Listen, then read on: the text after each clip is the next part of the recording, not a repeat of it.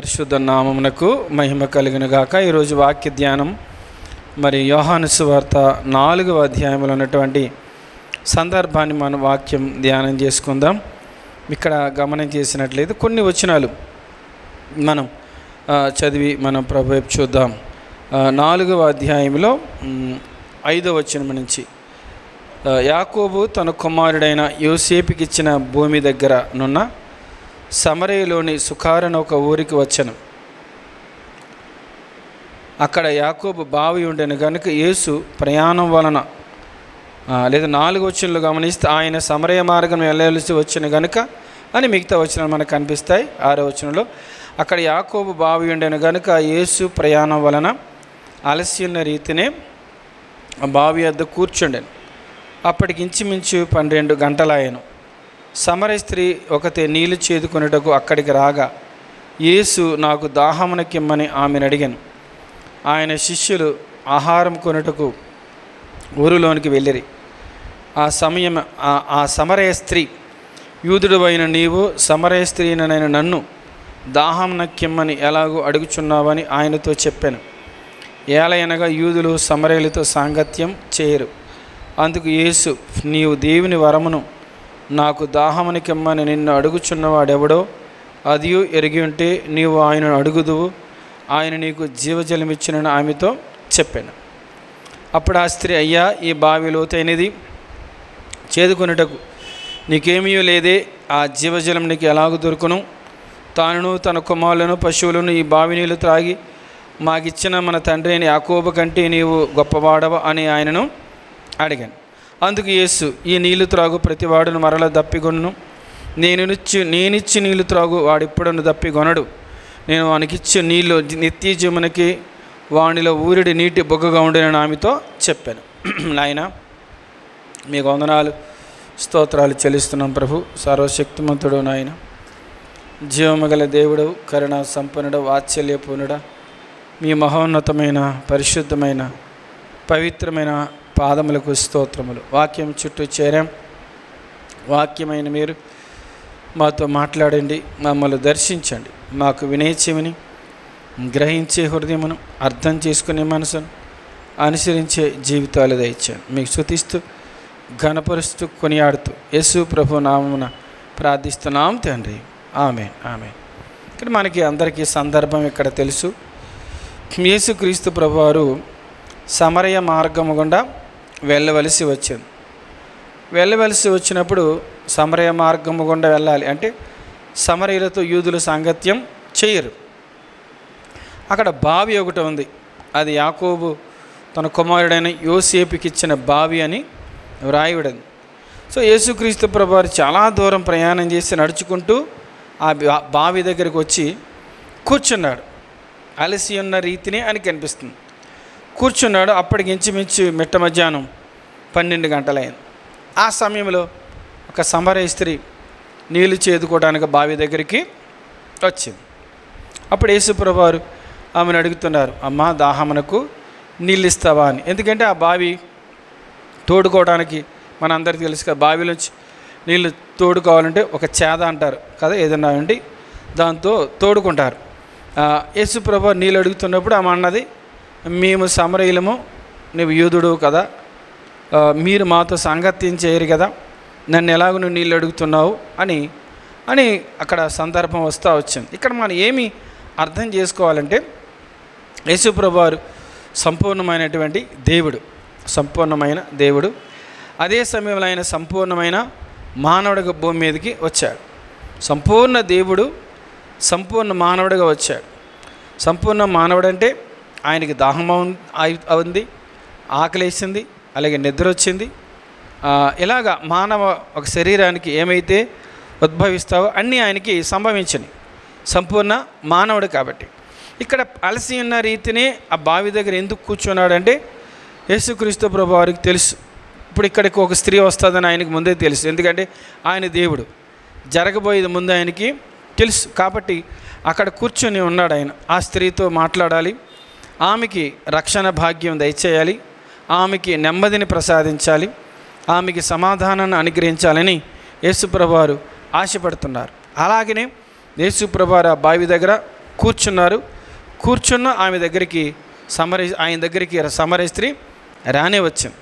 అక్కడ మనం మాట్లాడిన సందర్భం మాట్లాడినట్లయితే యేసుక్రీస్తు ప్రభువారితో ఆమె మాట్లాడుతున్నప్పుడు చాలా అద్భుతంగా ఆయన మాట్లాడతాడు, ఆమె కూడా మాట్లాడుతుంది. మాట్లాడుతున్నప్పుడు ఆమె ఒక మాట అంటది, నీవు యాకోబు కంటే గొప్పవాడవా అని అంటది. ఇక్కడ మనం ఈ యొక్క సందర్భం అంతా మనం గమనం చేసినట్లయితే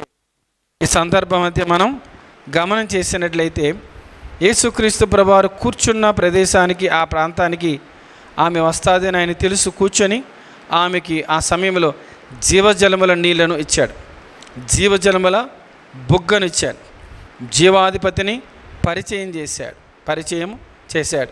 మరి అంత మాత్రం కాకుండా ఎంత దాహార్తితో అయితే ఆమె ఉందో ఆ దాహార్తిని ఆమెకు ఆయన ఆనాడు అప్పుడు తీర్చాడు అని మనం గమనించేయాలి.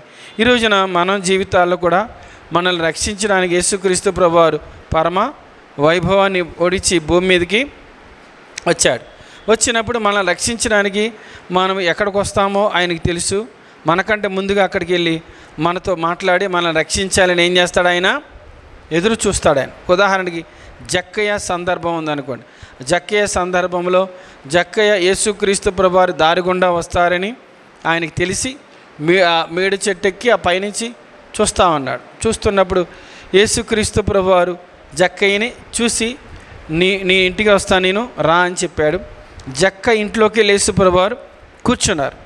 కూర్చున్న యేసు ప్రభువారిని జక్కయ్య చూసి ఆ జక్కయ్య జీవితంలో కూడా మారు మనసు, రక్షణ భాగ్యం, నెమ్మది, సమాధానం, సంతోషం అక్కడ దొరికినట్లు మనం చూడగలుగుతాం. ఇక్కడ అలాగే ఇక్కడ సమరయ స్త్రీ జీవితంలో కూడా ఎన్నడూ కూడా ఆమె అంత నెమ్మదిని పొందుకోలేదు. ఎన్నడూ కూడా అంత సమాధానాన్ని, అంత సంతోషాన్ని ఎన్నడూ కూడా ఆమె పొందుకోలేదు. మెస్సయ్య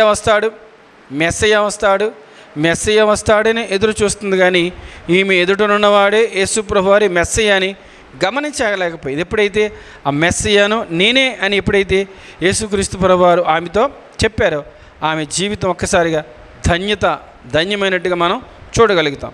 అయితే ఇప్పుడు మనం కొంచెం ధ్యానం చేస్తూ మనం ముందుకెళ్ళినప్పుడు గమనం చేసినట్లయితే యేసుక్రీస్తు ప్రభువారు ఆమెతో ఒక తండ్రి మాట్లాడినట్టుగా మాట్లాడుతున్నాడు. యేసు ప్రభువారు ఆమెతో ఒక స్నేహితుడు మాట్లాడినట్టుగా మాట్లాడుతున్నాడు.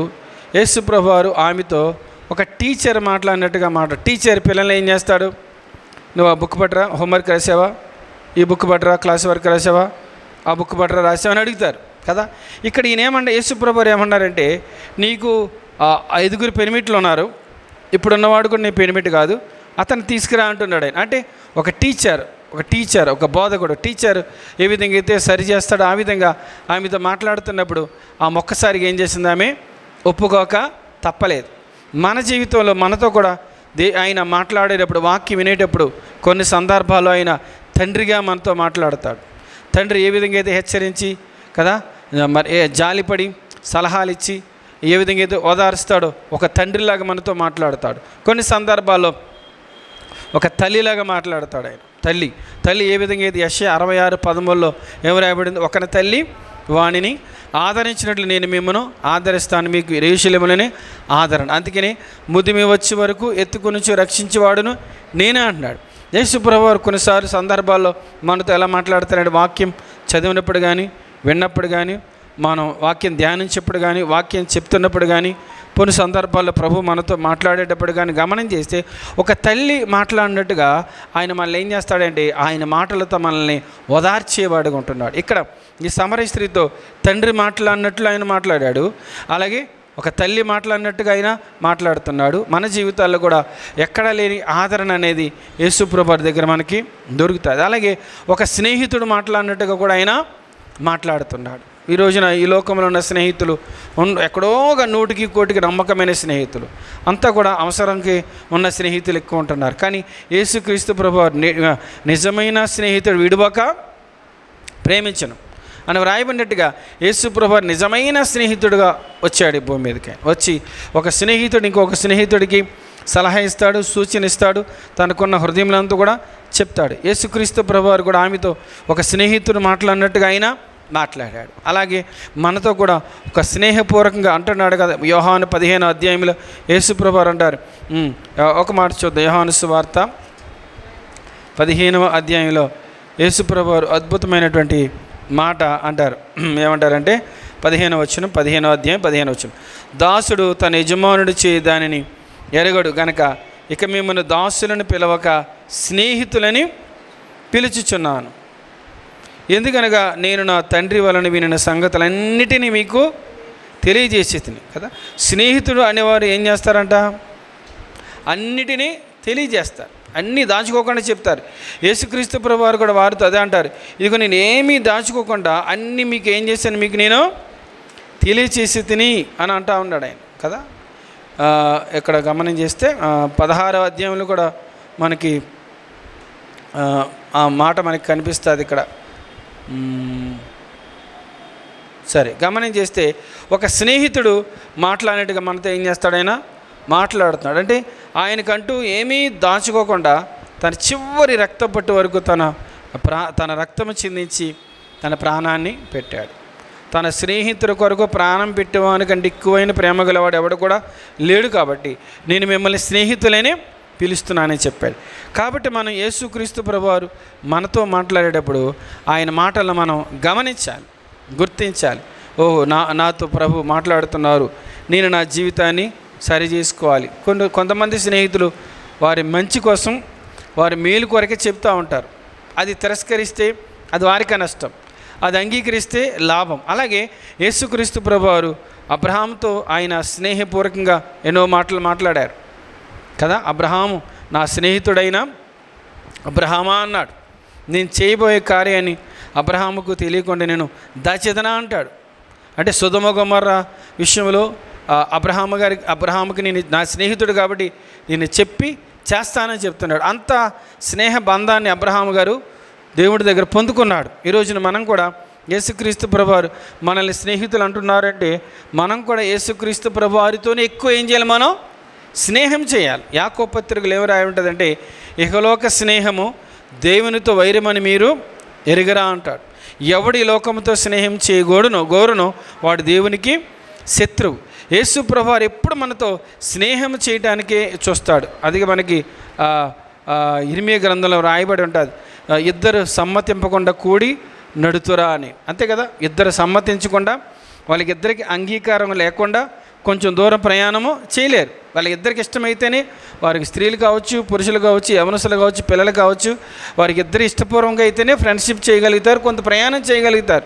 అలాగనే దేవుడితో మనం నడవాలి అంటే మన జీవితం యేసు ప్రభువారికి ఎలా ఉండాలంట?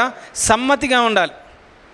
ఆయన మన జీవితాన్ని సమ్మతించాలి, అంగీకరించాలి. ఆయన ఎప్పుడు మనతో స్నేహం చేయటానికి ఆయన రెడీగా ఉంటాడు.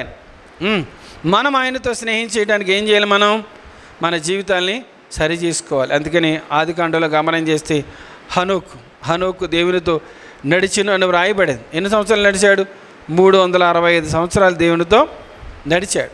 నడిచిన తర్వాత దేవుడు అతన్ని నడిచానంటే ఏంటి? స్నేహం చేశాడు.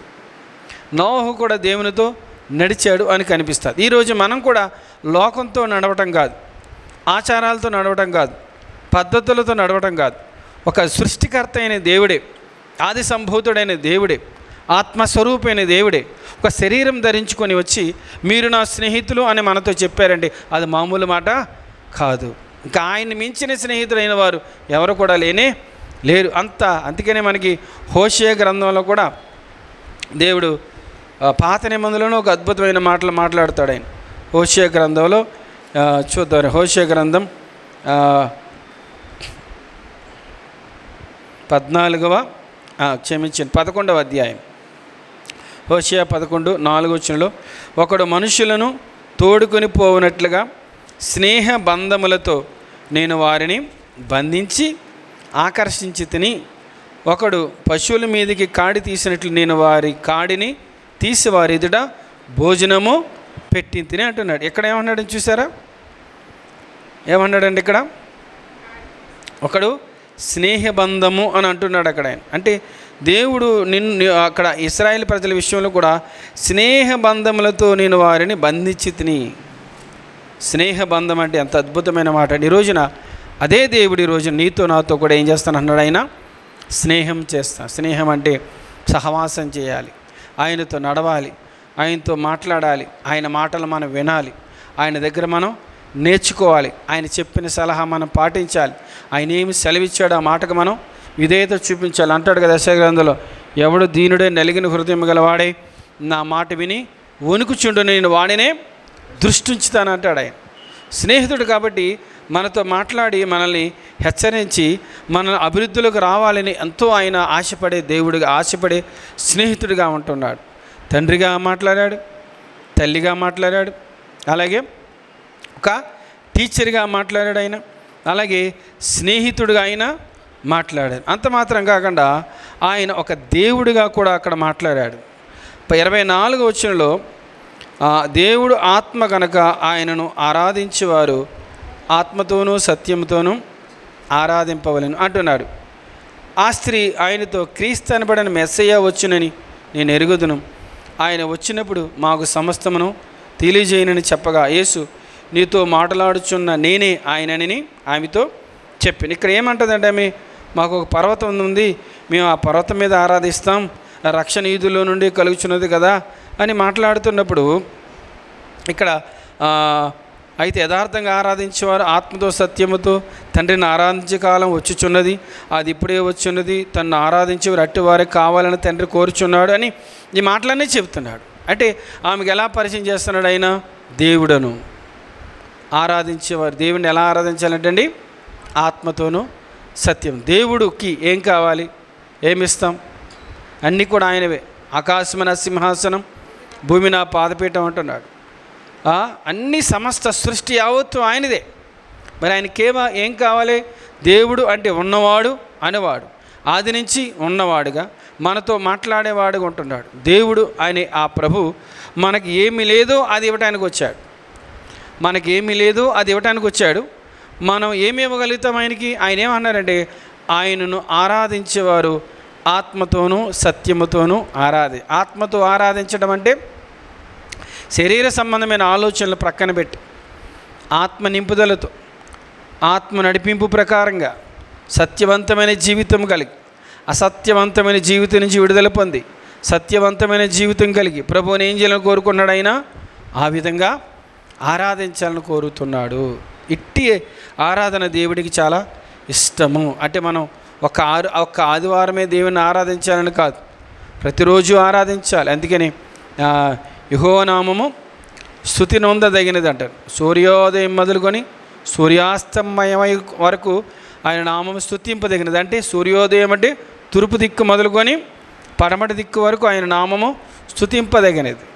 ఆ పరలోక రాజ్యంలో ఆ దూతలు, మహాకెరూబులు, శరాపులందరూ ఏం చేస్తున్నారు? ప్రభుని సైన్యములు కదా, యెహోవా పరిశుద్ధుడు పరిశుద్ధుడిని ప్రభుని ఆరాధిస్తూ ఉంటున్నారు. ఈ రోజున మన జీవితాల్లో మనం ఏమని ఆయన్ని ఆరాధించాలని కోరుతున్నాడు అంటే, ఆత్మతో సత్యముతో ప్రభుని ఆరాధించాలి. ఆయన ఎంత గొప్ప దేవుడు, ఆయన ఎంత మహిమగల కార్యములు చేశాడు, ఆయన గుణగణ లక్షణములను. అందుకని పేతురు రాసిన మొదటి పత్రిక 2:9 మనం గమనం చేస్తే, మన చీకటుల నుండి ఆశ్చర్యకరమైన తన వెలుగులోకి పిలిచాడు. ఎందుకు పిలిచాడు? ఆయన గుణాతిశయములను ప్రచురం చేయటానికి. ఆయన మనం ఆరాధించాలని, కొనియాడాలని, ఘనపరచాలని ఆశపడుతున్నాడు. ఆ విధంగా ఎప్పుడైతే ఆరాధన, స్తుతి ఆరాధన ఆ విధంగా చేస్తామో, స్తుతి ఆరాధన అనేది మన స్థితిగతులను, మన పరిస్థితులను, మన సమస్తము కూడా ఏం చేస్తుంటే ఆయన మారుస్తుంది.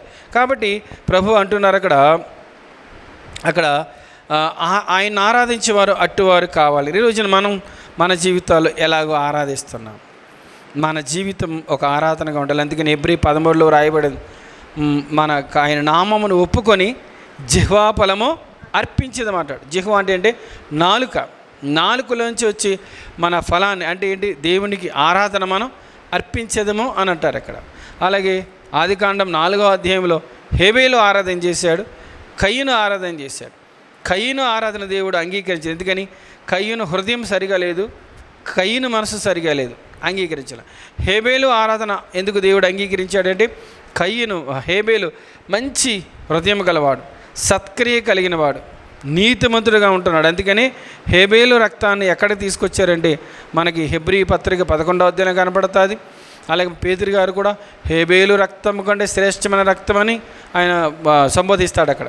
అంటే అంత పరిశుద్ధంగా జీవించాడు హేబేలు. అంత పరిశుద్ధంగా దేవుని ఆరాధించినప్పుడు ఆ ఆరాధన దేవుడు అంగీకరించాడు.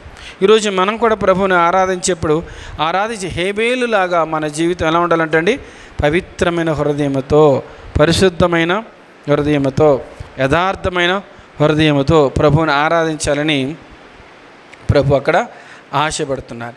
అలాగే ఇక్కడ గమనం చేసినట్లయితే అలాగే రక్షకుడిగా కూడా ఆయన కనపరుచుకున్నాడు. 21వ వచనం, అమ్మ ఒక కాలం వచ్చుచున్నది, ఆ కాలమందు ఈ పర్వతం మీదనైనను యెరూషలేమునైనను మీరు తండ్రిని ఆరాధింపరు.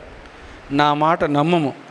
మీరు మీకు తెలియని దానిని ఆరాధించేవారు, మేము మాకు తెలిసిన దానిని ఆరాధించేవారు.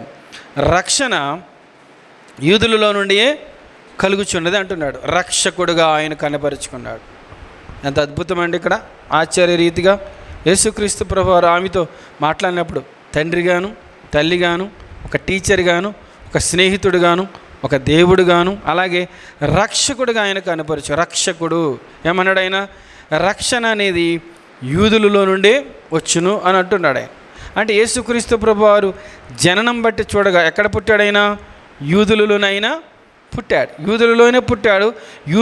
యూదుల కొరకు మాత్రం ఆయన పుట్టలేదు. అందుకే మన యోహాను సువార్త 1వ అధ్యాయం 12వ వచనంలో తన్ను అందరూ అంగీకరించారో తన నామమందు విశ్వాసం ఉంచి వారందరికీ దేవుని పిల్లలవటకు అధికారం ఇచ్చాడు. అందరికీ కూడా ఏం చేశాడు ఆయన? అధికారం ఇచ్చాడు. యూదులలోంచి రక్షణ కలుగును. ఆయనే రక్షకుడు. యేసుక్రీస్తు ప్రభువారు పుట్టినప్పుడు దేవదూత ఏమని తెలియజేస్తాడు? ఇదిగో ప్రజలందరికీ కలగబో మహా సంతోషకరమైన సువర్తమాను నేను మీకు తెలియజేయుచున్నాను. నేడు రక్షకుడు మీ కొరకు పుట్టినడైన ప్రభు అయిన క్రీస్తు. రక్షకుడు అనగా పాపము నుంచి, శాపము నుంచి, దైవోగ్రత నుంచి, రెండవ మరణము నుంచి రక్షించువాడే రక్షకుడు. యేసుక్రీస్తు ప్రభువారు ఆమెకు ఎలా కనపరుచుకున్నాడండి? రక్షకుడు ఇక్కడ ఉన్నాడు. ఈ రోజున మన అందరి జీవితంలో పాపముల నుంచి రక్షించేవారు ఎవరున్నారు? గౌతమ బుద్ధుడి దగ్గరికి వచ్చి అడిగారు, అయ్యా నీవే కదా నీతి సూక్తులు చెప్తున్నావు, నీవే కదా మాకు దేవుడు, మార్గం చూపించే దేవుడు అంటే ఆయన అన్నాడు, నేను దేవుని కాదు, నీతి సూక్తులు చెప్పడానికి నేను వచ్చానంతే. నేను చనిపోయిన 500 సంవత్సరాల తర్వాత ఒక కన్యక గర్భమున ఒక కుమారుడు పుడతాడు, ఆయనే రక్షకుడు అని చెప్పాడు. కరెక్ట్గా ఆయన చనిపోయిన 500 సంవత్సరాలకి యెషయా గ్రంథంలో రాయబడిన రీతిగా ఇదిగో కన్యక గర్భవతి ఒక కుమారుని కన్ను, ఆయనకు యేసు అను ఇమ్మానుయేలను పేరు పెట్టెదరు. కరెక్ట్గా అదే సమయంలో ఆయన చెప్పినట్టుగా ఆయన చనిపోయిన 500 సంవత్సరాల తర్వాత ఎవరు పుట్టారు? రక్షకుడైనటువంటి యేసుక్రీస్తు ప్రభువారు పుట్టారు. యేసుక్రీస్తు ప్రభువారు పుట్టుట ద్వారా మానవాళికి ఏం జరిగింది? పాప క్షమాపణ దొరికింది, పాప విమోచన దొరికింది. అక్కడ ఆయన పుట్టిన వెంటనే ఏం చెప్తున్నారు? తన ప్రజలను వారి పాపముల నుంచి ఆయనే రక్షించింది. ఎవరు తన ప్రజలు? సర్వ మానవాళి తన ప్రజలే. ఆదాము మొదలుకొని ఈ భూమి మీద ఉన్నటువంటి జగతుత్పత్తి మొదలుకున్న మానవులందరూ కూడా తన ప్రజలే. తన పోలికలో చేయబడిన వారే, తన స్వరూపమందు సృజింపబడిన వారే. అందరిలో తన ఊపిరే ఉంది. అది ఏ జాతి వారైనా, ఏ మతస్థులైనా, ఏ దేశస్థులైనా, ఏ ఖండస్థులైనా ఎవరైనప్పటికీ సర్వ మానవాళి ఎవరయ్యా అంటే తన ప్రజలే. తన ప్రజలను వారి పాపముల నుంచి, వారి పాపములంటే జన్మ కర్మ పాపముల నుంచి విడిపించడానికి ఆయన రక్షకుడిగా వచ్చాడు. రక్షకుడిగా వచ్చి రక్షణ కార్యం భూమి మీద జరిగించాడు. అందుకనే యేసుక్రీస్తు ప్రభువు శిలువ మీద ఉన్నప్పుడు ఎడమ వైపున ఒక దొంగ, కుడి వైపున ఒక దొంగ ఉన్నాడు. ఈ ఎడమ వైపున ఉన్న దొంగ ఏమంటాడంటే, నీవు దేవుడు అయితే నిన్ను నువ్వు రక్షించుకో, మమ్మల్ని కూడా రక్షించని ఎటకారంగా మాట్లాడుతూ ఉంటాడు. కుడి వైపున దొంగ ఉండి ఏమంటాడంటే, నీకు నాకు ఇట్టి శిక్ష తగినదే, శిక్షార్హులం మనం, ఈయనైతే ఏ నేరము కూడా చేయలేదు, ఎందుకు అలా మాట్లాడుతున్నావు అని ఏమంటాడంటే యేసు ప్రభు వైపు తిరిగి, యేసు యేసు యేసు అంటే ఎవరు? రక్షకుడా, నీవు నీ రాజ్యంతో వచ్చినప్పుడు నన్ను జ్ఞాపకము చేసుకో అంటే ఏమన్నాడు? యేసు రక్షకుడా, నీవు నీ రాజ్యముతో నువ్వు రాజుగా వస్తావు కదా, అప్పుడు జ్ఞాపకము చేసుకో అంటున్నాడు. ఇప్పుడు యేసు ప్రభువారు ఏమన్నారు? నేడు నీవు నాతో పరదేశంలో ఉండు అని చెప్పాడు ఆయన. ఇప్పుడు నా రాజ్యంతో వచ్చినప్పుడు కాదు, నేడే నీవు నాతో పరదేశంలో ఉండు అని చెప్పాడు. ఆశ్చర్యం ఏంటంటే, యేసు ప్రభువారు చనిపోయారు, దొంగ కూడా చనిపోయాడు. యేసు ప్రభువారు శరీరధారిగా మరణించి ఎక్కడికి వెళ్ళాడు?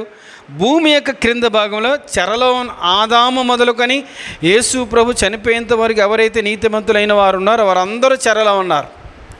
ఆ చెరలో ఉన్న వారందరిని చరణగా పరలోకమునకు ఆయన కొనిపోయి వారితో పాటు ఎవరిని తీసుకెళ్ళాడు? దొంగను కూడా తీసుకెళ్ళాడు. రక్షకుడు, నరకము నుంచి రక్షించేవాడు, దైవోగ్రత నుంచి రక్షించేవాడు, శాపము నుంచి రక్షించేవాడు, జన్మ కర్మ పాపము నుంచి రక్షించేవాడు ఎవరయ్యా అంటే యేసు ప్రభువారు. ఆమెకి చెప్తున్నాడు, రక్షణ యూదులలో నుండి వచ్చును, ఆయన రక్షకుడు.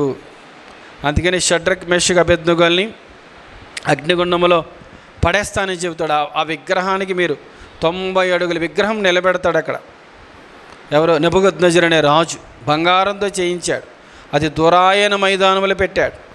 అక్కడ దానికి ఆ విగ్రహానికి సాగిపల పడినవాడు, దానికి పూజించినవాడు అగ్నిగుండంలో పడేస్తానని ఒక అగ్నిగుండాన్ని కూడా రెడీగా పెట్టాడు. అక్కడ అన్ని వాయిద్యాలు వాయించినప్పుడు వాయిద్యములు మ్యూజిక్స్ అన్నీ ఈ షడ్రక్ మేషక్ అబేద్నెగోలు మొక్కట్లేదు, కంప్లైంట్ ఇచ్చారు. నీ రాజ్యంలో ఉన్నారే 3 ఉద్యోగస్తులు షడ్రక్ మేషక్ అబేద్నెగోలు, వీళ్ళు 3 కూడా ఆ బొమ్మను నిలబెట్టిన ప్రతిమకు నమస్కారం చేయట్లేదు. సరే తీసుకురండి అని చెప్పారు. రాజుగారికి బాగా కోపం వచ్చింది. మీరు ఎందుకు మొక్కట్లేదు అంటే వాళ్ళంటారు, మీకు దీని గురించి జవాబు చెప్పనవసరం లేదు, ఎందుకంటే మాది ఆ దేవుని విషయంలో మేము మా దేవునికి దేవుడైన యెహోవాను తప్ప మీ ఎవరిని కూడా మేము ఆరాధించాం. అలాగైతే వేడిమి గల అగ్నిగుండములా పడేస్తాను, ఎవడ రక్షిస్తాడో మిమ్మల్ని నేను చూస్తానని చెప్పాడు రాజు, నెబుకద్నెజరు రాజు. అప్పుడు ఇలా 3 ఒకటే అంటారు, ఈ వేడిమి గల అగ్నిగుండము నుండి రక్షింపగల సమర్థుడు మాకున్నాడయ్యా, రక్షింపకపోయినా పర్వాలేదు, పడే నీ ఇష్టం అన్నారు అంతే. ఎప్పుడైతే రక్షించే సమర్థుడు మాకున్నాడని చెప్పారో వీరికంటే ముందుగా యేసు ప్రభు వెళ్ళిపోయారు అక్కడికి. దూతగా ఉండి వారిని ఏం చేశాడు? ఆయన అగ్నిగుండము నుంచి రక్షించాడు. ఈరోజున మన అందరి జీవితాల్లో నిత్య అగ్నిగుండమైనటువంటి పాతాళము నుంచి, పాతాళం అనేది మానవుల కొరకు చేయబడినది కాదు, పడిపోయిన సాతాను కొరకు వాని దూతలకు కొరకు చేయబడిన పాతాళం నరకానికి మానవులందరినీ తీసుకెళ్ళిపోవడానికి అపవాది ఎన్నో కుట్రలు, ఎన్నో ప్లాన్లు, ఎన్నో దారులు కల్పించి అక్కడికి తీసుకెళ్ళడానికి ప్రయత్నం చేస్తున్నాడు. కానీ యేసుక్రీస్తు ప్రభువారు ఏంటంటే, నేను ఎక్కడైతే పరలోక రాజ్యంలో ఉంటానో నా దగ్గర నా ప్రజలందరూ ఉండాలి, నా ప్రజలందరూ ఉండాలి అని చెప్పి మనందరి కొరకు ఈ భూమి మీదకి ఆయన శరీరధారిగా వచ్చి రక్షకుడుగా ఉద్భవించాడు. ఆయన రక్షకుడుగా వచ్చి మన కొరకు ప్రాణమిచ్చి 3వ రోజున తిరిగి పునరుద్ధానుడై తిరిగి లేచాడు. అలాగే మనం గమనం చేస్తే యేసుక్రీస్తు ప్రభువారు ఆయన జీవజలములు అని ఆయన కూడా పరిచయం చేసుకున్నాడు. ఒక మాట ఉంటుంది ఇక్కడ 10వ వచనం, అందుకు యేసు, నీవు దేవుని వరమును నాకు దాహమునకిమ్మని అడుగుచున్నవాడెవడు అది ఎరిగి ఉంటే నీవు ఆయనను అడుగుదు, ఆయన నీకు జీవజలములు ఇచ్చును. ఇక్కడేమన్నాడు ఆయన? యేసు ప్రభువారు ఎలా పరిచయం చేసుకున్నాడు? నేను నీకు జీవజలములు ఇస్తానంటున్నాడు. తండ్రిగా మాట్లాడాడు, తల్లిగా మాట్లాడాడు, బోధకుడిగా టీచర్గా మాట్లాడాడు, స్నేహితుడిగా మాట్లాడాడు, దేవుడిగా మాట్లాడాడు, రక్షకుడిగా మాట్లాడాడు. ఇక్కడేమన్నాడంటే జీవజలములు అంటే దాహార్తిని తీర్చే జీవాధిపతిగా మాట్లాడుతున్నాడు. అయ్యా నేను వచ్చి రోజు చేదుకోకుండా ఉండటానికి ఆ నీళ్ళేదో నాకు దయచేయ్యా అంటది. అందుకని యెషయా గ్రంథం 55వ వచనంలో దప్పికొనిన వారులారా నీళ్ళ ఎద్దుకు రండి అంటాడు. యేసుప్రభు యోహాను సువార్త 7వ అధ్యాయంలో కూడా ఆ మాట అంటారు ఆయన, ఎవడైనను దప్పికొనిన ఎడల కదా, 7వ అధ్యాయం 37వ వచనంలో, ఆ పండుగలో మహాదినమైన అంత్యదినమని యేసు నిలిచి ఎవడైనను దప్పికొనిన ఎడల నా యొద్దకు వచ్చి దప్పి తీర్చుకొనవలెను, నా యందు విశ్వాసం ఉంచి వాడేవాడు లేఖనము చెప్పినట్టు వాని కడుపులో నుండి జీవజల నదులు పారునని బిగ్గరగా చెప్పాను. యేసుప్రభు ఆమెతో మాట్లాడుతున్నారు.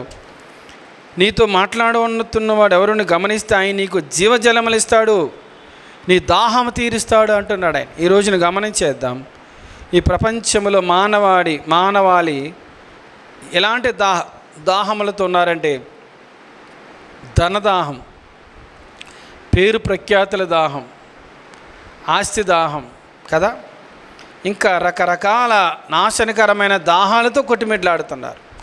ఆ దాహార్తిని తీర్చుకోవడానికి మనుషులు చంపడానికి వెనకంజ వేయట్లేదు, రాజ్యాన్ని నాశనం చేయడానికి వెనకంజ వేయట్లేదు, ఎదుటివారు ఏమైపోయినా వెనకంజ వేయట్లేదు కదా. అంతేందుకండి, మనుషులు వాడు సంపాదించుకోవడం కొరకు ప్రతి నీటిలో కల్తీ, ఆహారంలో కల్తీ, ఆ పండ్ల పదార్థాల్లో కల్తీ, ఆకుకూరలో కల్తీ, అన్నిటిలో కల్తీ. ఎందుకని?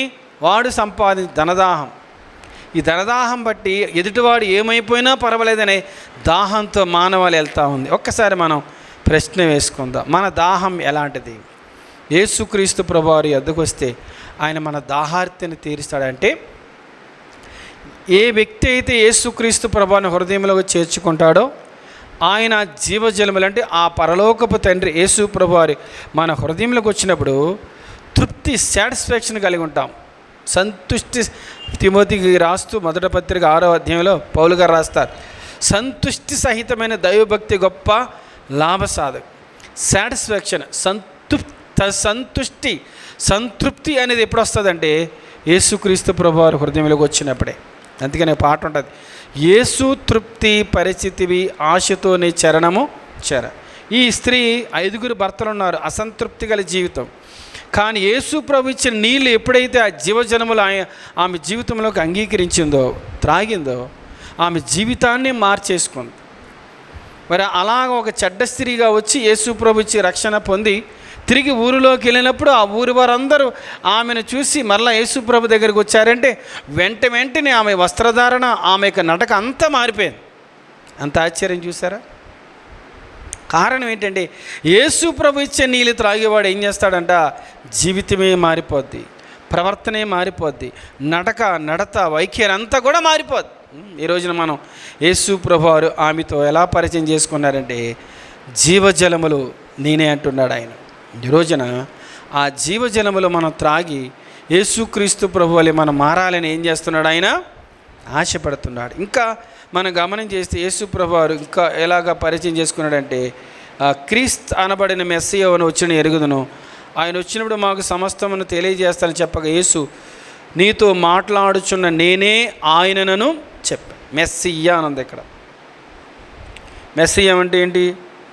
మెస్సియా అంటే పంపబడిన వారు, అభిషిక్తుడని అర్థం. అంటే మెస్సియా వచ్చి ఈ లోకములో పరలోకముకు మనల్ని వారసులుగా చేస్తాడని అన్నారు.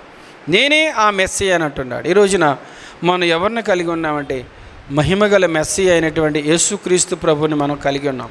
మనం ధన్యులు. అందుకని యోహాను సువార్త 14:6 నేనే మార్గమును, నేను తండ్రి దగ్గరికి వెళ్తున్నాను, మీ కొరకు నివాసాలు కడతాను అంటే, తోమ అడుగుతాడు, ప్రభు ఎక్కడికి వెళ్తావు, మాకు ఎలా తెలుసు అంటే, నేను వెళ్ళుచున్న స్థలం మీకు చెప్తానని చెప్పి, నేనే మార్గం. ఎక్కడికి మార్గం? భూమి మీద నుంచి పరలోకానికి సృష్టికర్త అయిన దేవుని చెంతకి చేరాలంటే, మహిమగల దేవుని చెంతకి చేరాలంటే నా ద్వారానే చేరాలి. నా మార్గం అంటే ఏంటి?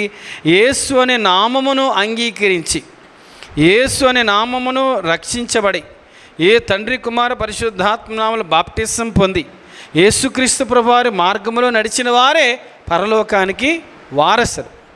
అంతే తప్ప ఎన్ని దారులు గుండా వెళ్ళినా కానీ చివరికి ఆధారే వెళ్తుంది అంటారు, కానీ అది అక్షరాల తప్పు. యేసు ప్రభువారు చెప్పారు, నేనే మార్గం అని ఎందుకు చెప్పాడంటే, పరలోకానికి నీ భూమి మీద నుంచి నిచ్చెన వేయటానికి, అనగా దారి వేయటానికి ఆయన ఒక్కడే దేవుడే శరీరధారిగా వచ్చి తన రక్తం చిందించి ప్రాణమర్పించి పరలోకానికి దారి చూపించాడు. ఆయన పరలోకానికి దారి వేశాడు. ఆ దారి వేసే అర్హత కలిగిన వారు ఎవరు కూడా లేరు. దేవునికి మానవునికి మధ్యవర్తిగా వచ్చి, దేవుడి కుమారుడిగా ఉండి దేవుని చేతిని పట్టుకొని, మనిషి కుమారుడిగా ఉండి మనుషుల చేతి పట్టుకొని దేవుని మానవుని ఏం చేశాడు? ఆయన కలిపాడు, సమాధానపరిచి మార్గము ఆ సంధి ఏర్పరిచాడు. ఎంత అద్భుతమండి! ఈ రోజున అట్టి ధైర్యంతో తండ్రి అబ్బా అని ప్రభు చెంతకు చేరే మహాభాగ్యం మనకు ప్రభు. నేనే మార్గం సత్యం అంటున్నాడు. సత్యం అనగా యేసు ప్రభు నామమే సత్యం, యేసు ప్రభు వాక్యమే సత్యం. ఒక వ్యక్తి యేసుక్రీస్తు ప్రభు వారు నమ్మితేనే ఎలా ఉంటాడు వ్యక్తి? సత్యవంతుడుగా మంచి వ్యక్తిగా మారగలుగుతాడు, స్వతహాగా మారలేడు. కాబట్టి ఈ రోజున యేసుక్రీస్తు ప్రభుని నమ్మినటువంటి మనం సత్యవంతులుగా జీవించగలుగుతున్నామా? నేనే జీవం అని చెప్పాడు. నేనే మార్గం, సత్యం, జీవం. జీవం అంటే ఏంటి? ఎఫెసీ 2:1 మీరు మీ అపరాధముల చేతను పాపముల చేతను చచ్చిపోయిన వారికి ఉన్నారు, ఆ తండ్రి క్రీస్తు కూడా మిమ్మను, ఆయన జీవాధిపతి కాబట్టి మన జీవితంలోకి ఏమిచ్చాడు? ఆయన జీవము కలిగజేశాడు. కాబట్టి జీవాధిపతిని ఆరాధించే భాగ్యాన్ని మనకి దయచేశాడు. ఇదంతా దేని గురించి చెప్తానంటే మెస్సియాగా ఆయన పరిచయం చేసుకున్నాడు. మెస్సియా అనగా మన పరలోక రాజ్యపు భాగ్యాన్ని మనకి ఇవ్వటానికి భూమి మీదకి వచ్చినటువంటి గొప్ప మహిమగల ప్రభు. కాబట్టి ఈ రోజున ఈ సాయంకాల సమయంలో ఈ సమరయ స్త్రీ విషయంలో మనం ఇప్పుడు 4వ వచనం నుంచి 26 వచనాల వరకు మనం ధ్యానం చేయడం జరిగింది. సమరయ స్త్రీ ఏ విధంగా అయితే యేసుక్రీస్తు ప్రభువారు తండ్రిగాను, తల్లిగాను, స్నేహితుడుగాను, ఒక టీచర్గాను కదా, ఒక ప్రభువుగాను, ఒక రక్షకుడుగాను, ఒక మెస్సియాగాను, ఒక జీవజలం నుంచి దాహార్తిని తీర్చే ప్రభువుగా ఎలాగ మాట్లాడాడో ఆయన మన అందరితో కూడా అలాగ ఆయన మాట్లాడే దేవుడిగా ఉంటున్నాడు. కాబట్టి మన జీవితాల్లో అట్టి ధన్యత కలిగిన మనం ఎంతో భాగ్యవంతులం. ఇంకా ఎవరైనా ఈ భాగ్యం లేకుండా ఉంటే దేవుని వాక్యం చెప్తుంది, నేడే రక్షణ దినం, ఇదే మిక్కిలి అనుకూల సమయం. నేడు అన్న సమయం ఉండగానే ప్రభు చెంతకు వచ్చి తండ్రి వలె, తండ్రి కంటే మిన్నగా, తల్లి కంటే మిన్నగా, స్నేహితుడి కంటే మిన్నగా మాట్లాడి ఆదరించి ఓదార్చి బలపరిచి ఈ భూమి మీద జీవించినంతకాలం నెమ్మదిచ్చి భూమిది విడిచిపెట్టిన తర్వాత పరలోక రాజ్యంలో ఆయన ప్రక్కనే కూర్చుండి పెట్టుకొని మహాభాగ్యవంతుడైనటువంటి యేసుక్రీస్తు ప్రభుని కలిగిన వారు ధన్యులు. యేసు ప్రభువారు మధ్యాకాశానికి ఆయన రానయ్యున్నాడు. మనందరిని కూడా ఆయన రాజ్యమును తీసుకెళ్ళక రానయ్యున్నాడు. అందుకని అందరూ అంతటా మారు మనసు పొందాలని ఆయన ఆలస్యం చేస్తున్నాడు.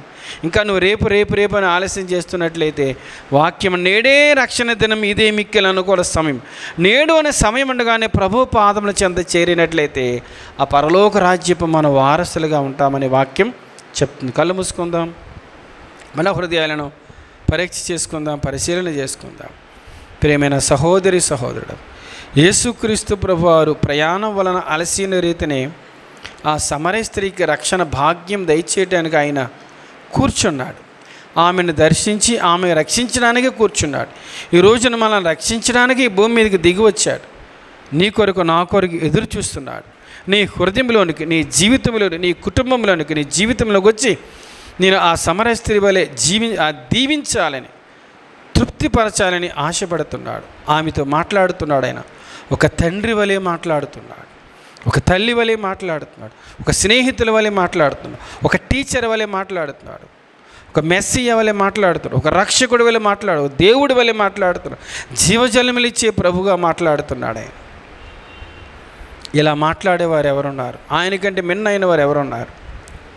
అట్టి ప్రభు నీ జీవితంలో నువ్వు కలిగి ఉన్నావా? ఆయన మాత్రమే మన దాహార్తిని తీర్చగలుగుతాడు. ఆయన మాత్రమే రక్షకుడు. ఏ విషమ పరిస్థితి నుంచి రక్షించేవాడు ఆయనే. ప్రభువా అని ఆయన పాదముల యొద్దకు వస్తే చాలు, ప్రభువే సహాయం చేస్తాడు. నాయన, మీ ఉన్నత నామానికి వందనాలు, స్తోత్రాలు, స్తుతులు చెల్లించుకున్నాం. విన్న వాక్యం మా హృదయంలో భద్రపరచండి. నాయన సహాయించండి.